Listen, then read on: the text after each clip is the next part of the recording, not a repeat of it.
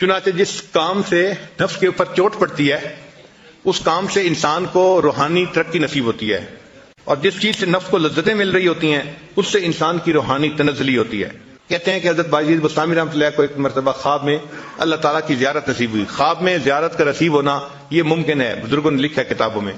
تو انہوں نے اللہ سے پوچھا، اے اللہ کیف اصل الیہ، میں آپ تک کیسے پہنچ سکتا ہوں، میں آپ تک پہنچنا چاہتا ہوں، اے اللہ میں آپ تک کیسے پہنچ سکتا ہوں؟ تو رب کریم نے آگے سے جواب دیا، اے میرے پیارے دع نفسک وتعال، تو اپنے نفس کو چھوڑ دے اور میرے تک آ جا۔ اس لیے باجید بستامی رحمۃ اللہ فرمایا کرتے تھے کہ جنت 2 قدم ہے، اکثر محفلوں میں فرماتے تھے جنت 2 قدم ہے، جنت 2 قدم ہے۔ تو کسی نے کہا کہ حضرت آپ کیسے کہتے ہیں کہ جنت 2 قدم ہے؟ آپ نے فرمایا پہلا قدم اپنے نفس پہ رکھ لو، تمہارا دوسرا قدم جنت پہ پہنچ جائے گا۔ تو پہلا قدم نفس پہ رکھنا پڑتا ہے، تب نفس مرتا ہے۔